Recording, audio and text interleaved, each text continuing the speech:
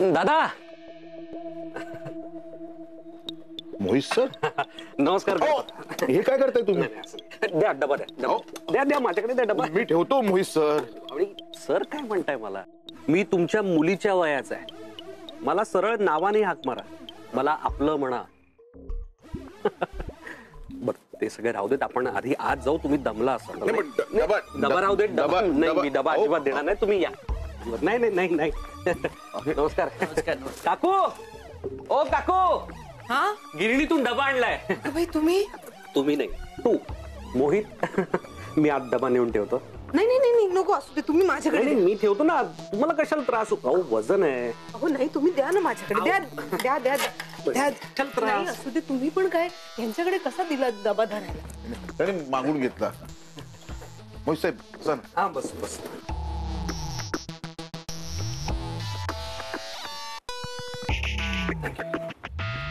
गरम होतं नाही आजकाल.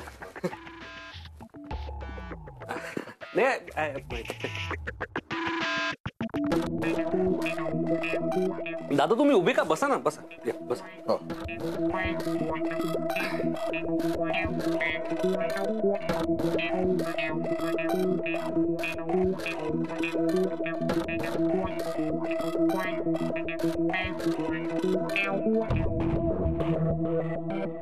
काय झालं? सगळे असे काय बघताय माझ्याकडे भूत बघितल्यासारखं? हो दादा मी मोहित. तुमचा मोहित. मी तुमची मदत करायला आलोय.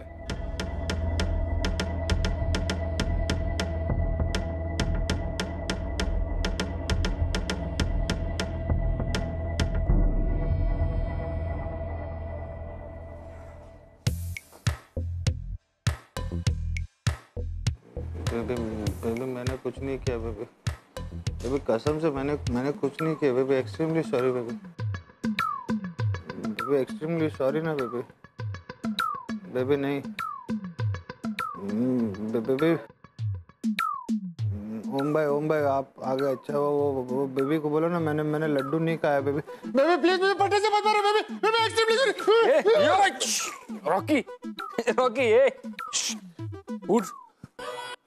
काय काय स्वप्नात आहेस तू? चिल.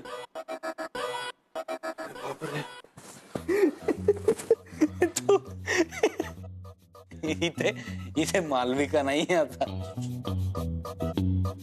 यार तुमने तो मुझे डरा ही दिया यार ओम भाई. काय तू मी घाबरवलं तुला?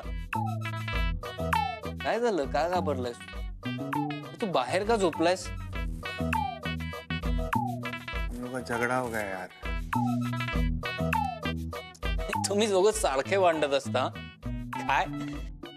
पण तितकंच एकमेकांवर प्रेमही करत. असं प्रेम जर माझ्या आयुष्यात आलं तर. ए नको हा प्लीज नको. काय? आमचं प्रेम आमच्याकडेच राहू दे. तू मेरी तरह प्यार मत कर यार. तू कुछ अलग कर. अलग? Something different. कुछ हटके. हटके? ओ हटके लाइक व्हाट? जैसे उई ओम भाई वो छोड़ो यार. तुम इतना सुबह सुबह कैसे उठ के आ गए?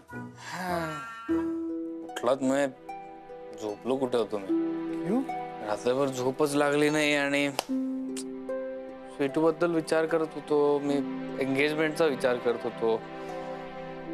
तुला माहिती इतके दिवस ना रॉकी, इतके दिवस मी स्वीटूचा विचार करत होतो की तिला घरी कसं आणता येईल आणि यु नो.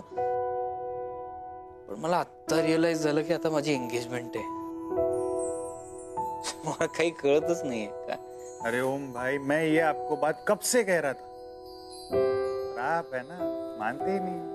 हो ते आता कळतंय मला. अच्छा है. Good good very good. हा व्हेरी गुड गुड. बट ताईला कोण सांगणार? ए रॉकी रॉकी ऐक ना. ए रॉकी सुन ना. ऐक ना मला तुझी मदत हवी प्लीज. बोल. ऐक सुन प्लीज प्लीज माझी मदत कर रॉकी. I need. ओके. ए रॉकी तू पळून जाऊ नकोस. ऐक माझं. हा ठीक आहे.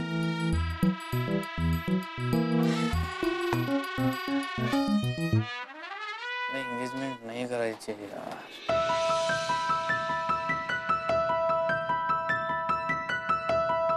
सच में? हा मला एंगेजमेंट नाही करायची आहे. सच? हा व्हेरी गुड.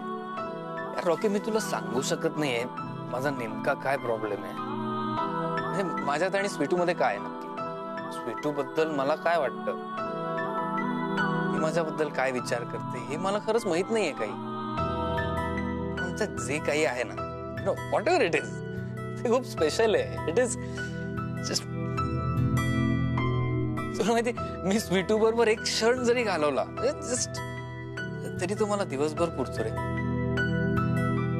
मी आनंदात असतो, मला हसावंसं वाटतं, गाणं गावंसं वाटतं. मला ते फिलिंग्स ना एक्सप्लोर करायचं. तुला असं वाटत नाही की तिच्यामुळे या घरात यावंसं वाटतं? Actually right. म्हणजे बघ ना, ती जेव्हा घरात नव्हती तेव्हा असं सगळं घर खायला उठलं होतं. एम्प्टी एम्प्टी वाटत होतं. खरंय. यार रॉकी, तिचं माझ्या आयुष्यात नसणं मी आता इमॅजिन नाही करू शकत. मला तिला दूर नाही करायचं. आणि मोमो सोबत समजा माझी एंगेजमेंट झाली ना तर हा लूज फॉर एव्हर. मला एंगेजमेंट नाही करायची.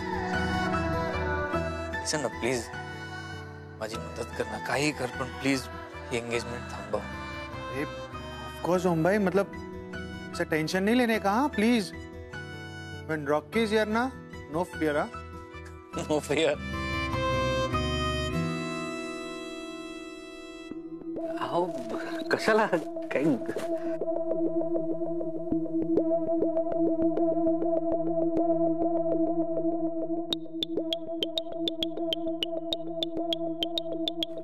थँक्यू. खरं तर मी हे सांगायला आलो होतो की त्या दिवशी जे काही झालं ते फार वाईट झालं.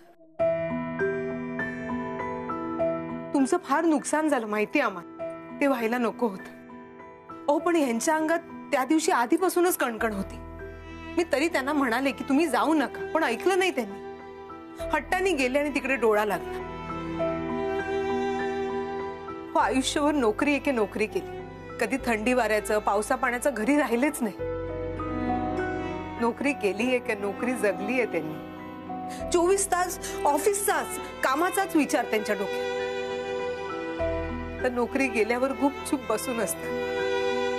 सगळा भार आमच्या स्वीटूवर पडतोय. याच्यामुळे चिडचिड होते त्यांची. मी बघा ना त्यांच्या नोकरीचं काही होतंय का. तुम्हाला सांगू का, सगळी चूक आमची होती. हे इतके दिवस वॉचमॅनच्या नोकरीसाठी रात्रभर जागरण करतायत हे आम्हाला माहितीच नव्हतं. हो ते घरी आले ना की आम्ही यांना कामं सांगायचो, त्यामुळे झोप नाही ना व्हायची यांची. आता जर नोकरी मिळाली ना तर आम्ही यांना कुठलीही कामं सांगणार नाही. तुम्ही खरंच बघा ना त्यांच्या नोकरीचं काही होतंय का. हो. आम्हाला मालविका मॅडमचं कर्जही फेडायचं. तुम्ही हात काय जोडताय. तुम्ही हात नका जोडू अजिबात. मिळणार, दादांना नोकरी नक्की मिळणार. मी स्वतः बोललोय मालविका मॅमशी आणि परत बोलेन. आणि गरज पडली ना तर मी मालविका मॅमचे पाय सुद्धा धरेन. आणि जोपर्यंत मालविका मॅम दादांना जॉबवर घेत नाही ना तोपर्यंत मी त्यांचे पाय सोडणारच नाही. मी तिथून हलणारच नाही. दादा तुम्ही काही काळजी करू नका. आता तुमची सगळी दुःख ही माझी दुःख झाली आहेत. तुमची सगळी ओझी मला माझ्या खांद्यावर घ्यायची. तुम्ही खरंच काही काळजी करू नका. आणि आई मी सुद्धा स्वीटूची अजिबात काळजी करू नका. तिची काळजी घ्यायला मी आहे.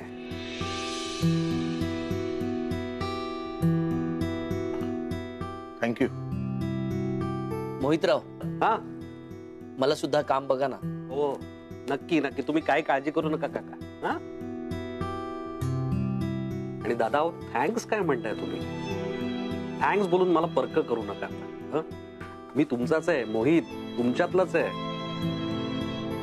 खर तर मालविका मॅम ऐकतच नव्हत्या. तुम्हाला तर माहिती त्या कशा आहेत. पण मी त्यांना शांत केलं. मी खूप प्रयत्न केला आणि त्यांना शांत केलं. त्यांना म्हटलं की दादांना नोकरीवर ठेवूयात आपण. त्यामुळे आता दादांचीच आहे ही नोकरी, काही काळजी करू नका.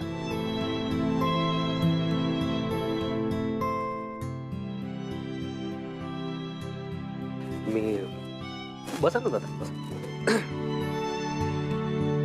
खर तर मी मागे जेव्हा स्वीटूला बघायला आलो होतो तेव्हा मला तसं वागायचं नव्हतं तिच्याशी, पण माझ्या आईमुळे मला फार काही बोलता नाही आलं.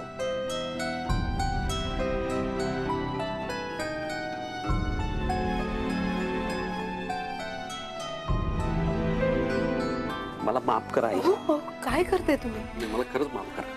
हे बघा, झालं गेलं विसरून जा, आम्हीही विसरलोय. नाही, नका विसरू, अजिबात विसरू नका. माझी आई तुमच्याशी वाईट वागली ही गोष्ट खरी आहे. एक खरं सांगतो, त्या दिवशी मला स्वीटूला नकार नव्हता द्यायचा, पण माझ्या आई पुढे माझा नाईलाज होता. खरं तर दुसऱ्या दिवशी मी तुम्हाला सॉरी म्हणायला येणार होतो, पण नेमकं माझी आई आजारी पडेल.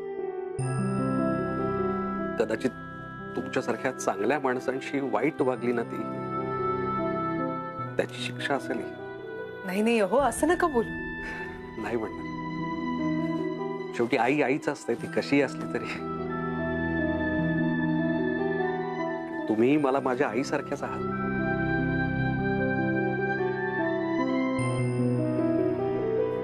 चला, उशीर झाला.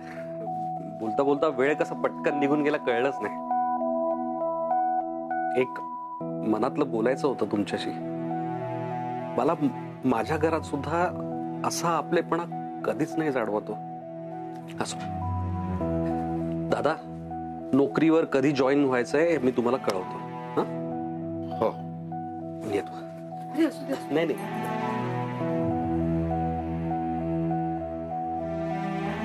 मोहितराव, तुम्ही आलात, बरं वाटला? तुम्हाला बरं वाटावं म्हणून मी नक्की येत आहे. या या, येतो. हा, चल अच्छा. या. मालविका, तू सतत माझा अपमान करतेस. आता बघ मी काय करतो ते. नाही ना तुला तुझी लायकी दाखवून दिली तर माझं पण नाव मोहित नाही.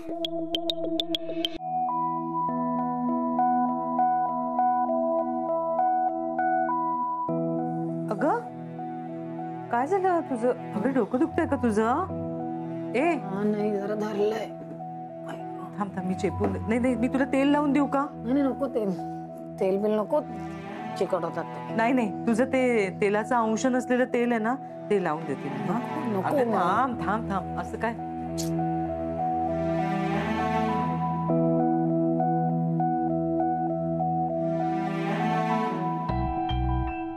काय छान सुगंध आहे बघ. अगं नको, इट्स ओके. अगं, मी करते. असं काय करतेस तू? छान सुगंध येतोय बघ, याने अर्ध बरं वाटणार आहे तुला. काय ग, कामाचं ताण आहे का खूप? काम तर नेहमीच असतं.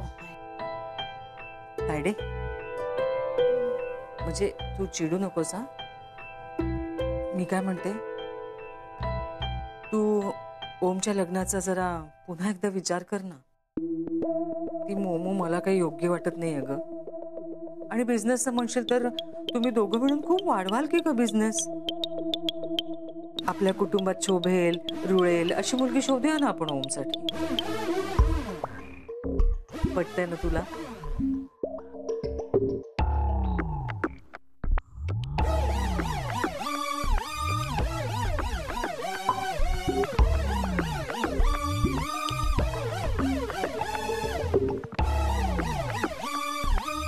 तरीच मी म्हंटल, आज अचानक माझ्या डोक्याला तेल लावायला तू कशी काय आलीस?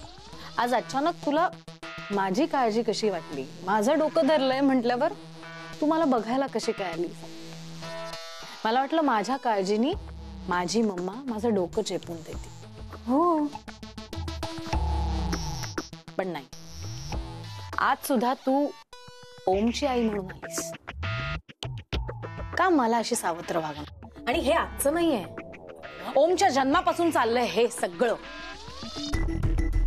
असं नाही ग तायडे. तुला ना मी व्यवस्थित ओळखते मिसेस खानविलकर, आणि तुझी काय इच्छा आहे मी डोळे झाकून तू सांगतेस त्याच्यावर विश्वास ठेवावा. माझ्या मुलाच्या लग्नाचं काय, त्याच्या फ्युचरचं काय, त्याच्यासाठी चांगलं काय वाईट काय हेच समजवायला आली होतीस ना मला. ओम पोटात होता तुझ्या तेव्हा दारोदार तू केलेली पिठ काढे विकत फिरायचो आपण, हाताला हात धरून घेऊन जायचीस तुम्हाला खेचत खेचत. मग ओम झाला, ओमला बरोबर घेऊन फिरायचो आपण, दारोदार फिरायचो. पण तेव्हा मात्र परिस्थिती वेगळी होती. ओम रडायला लागला की धावत तू त्याला शांत करायला यायचीस, त्याला भूक लागली की त्याला भरवायला यायचीस, बरं नसलं की त्याला कडेवर घ्यायला यायचीस, शांत करायला यायचीस. तू माझं काही केलं नाहीस किंवा माझ्यावर प्रेम केलं नाहीस, लाड केलं नाहीस असं नाही म्हणणार मी, पण ओमचं सगळं व्यवस्थित झाल्यानंतर माझा नंबर लागायचा, कारण तुझ्या आयुष्यातला ऑप्शनचा विषय होते मी. तू कधी मला समजून घ्यायचा प्रयत्न केलास, कधी समजावण्याचा. काय बोलतेस ग तू तायडे? आणि लहानपणचं काय घेऊन बसलीस तू? पण तायडे तू 10 वर्षांची होतीस ग. अशा अडनिड्या वयातल्या मुलीला घरी कसं एकटं ठेवणार मी, सांग मला. आणि तुला आठवत नाही का, अगं तुला त्रास होऊ नये म्हणून तुझ्यासाठी लिंबाचं सरबत, वरण भाताचा डबा, गोष्टींची पुस्तकं, तुझी खेळणी असं आपण घेऊन जायचो. कधी कधी एखाद्या झाडाखाली बसून आपण डबा खाल्लाय आणि मी तुला काऊचिवच्या गोष्टी सांगायच्या. फालतू होत्या त्या गोष्टी. ना तुझ्या गोष्टींमध्ये काही गंमत वाटायची ना तुझ्या त्या वरण भातामध्ये. माझे आई आणि वडील असून सुद्धा मी एकटीच होते. परिस्थिती मला टफ बनवत गेली. मी इंडिपेंडंट झाले, माझे डिसिजन्स मी घ्यायला लागले. तुझ्या बिझनेस मध्ये लक्ष घातलं मी, दारोदार फिरून सुरू केलेल्या व्यवसायाला मी एक शेप दिला, एक स्टॅबिलिटी दिली. मी घेतलेल्या एका डिसिजनमुळे आपण द खानविलकर्स बनलो आज. हे जे काही आहे ना ते सगळं माझ्यामुळे. मी डिसिजन्स घेतले ते प्रत्येक वेळी क्लिक झाले, आणि तरी सुद्धा तू म्हणतेस आज मी घेतलेला डिसिजन चुकीचा आहे, मी फेर विचार करायचा. ओमचा विचार कर, नाही करणार मी कोणाचा विचार. कारण आय नो आज सुद्धा Malvika Khanvilkar is right and Mrs. Khanvilkar, you are wrong.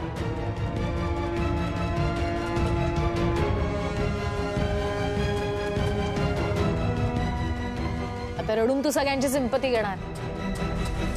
इथून बाहेर गेल्यावर तू रडतीयस बघितल्यावर सगळ्यांना वाटणार मालविकाने रडवलं हिला, मालविकामुळे रडली ही.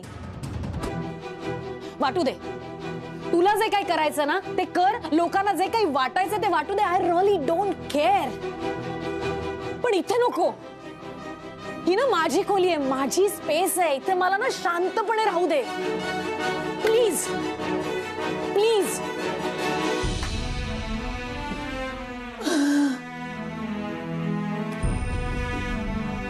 ठीक आहे ठीक आहे ठीक आहे. I am sorry.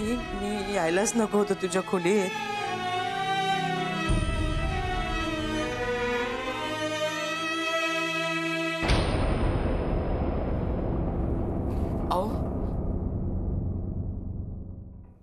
तायडीशी बोलून आले मी आता. मला कधी कळलंच नाही की मी इतकी वाईट आहे. तिच्याशी जे काय वागले ते मी इतकं चुकीचं वागले का? ती काय काय आहे तिच्या मनामध्ये, कुठल्या कुठल्या कडू आठवणी मनात माझ्याबद्दलचा राग असा घट्ट धरून बसली हो. मिसेस खानविलकर, तू जरा जरी लक्ष दिलं असतंस ना तरी तुझ्या लक्षात आलं असतं. काय बोलताय तुम्ही? तुम्हालाही वाटतंय माझं चुकलं म्हणून? आपला बिझनेस बुडाला, कर्जाचा डोंगर उभा राहिला होता, पुन्हा नव्याने सुरुवात करायची म्हणून मी उभी राहिले. चुकलंय माझं. दाराशी आलेल्या घेणेकरांना उत्तर काय द्यायचं? मुलीला भूक लागली आहे, तिच्या पोटात काय घालायचं असे प्रश्न होते. तिच्या शिक्षणासाठी डोक्यावर छत असावं म्हणून, आपल्याला 2 वेळचं अन्न मिळावं म्हणून उभी राहिले मी. मला माहिती आहे तेव्हा काय परिस्थिती होती. हे सगळं कशासाठी मला करावं लागलं ते सांगा एकदा तिला. म्हणजे मी काहीच करत नव्हतो हे मीच सांगू तिला? काय मूर्खासारखं बडबडतीयस तू? त्यावेळी तुला जे करायला हवं ते तू केलं नाहीस.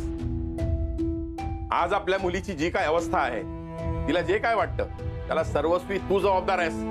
हो?